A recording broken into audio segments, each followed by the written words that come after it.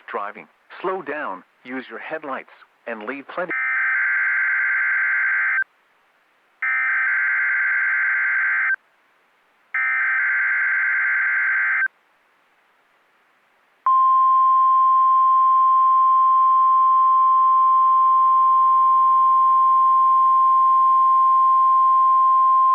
This is a test of the National Weather Service weather radio warning alarm for the WXL51 listening area of Northwest Ohio.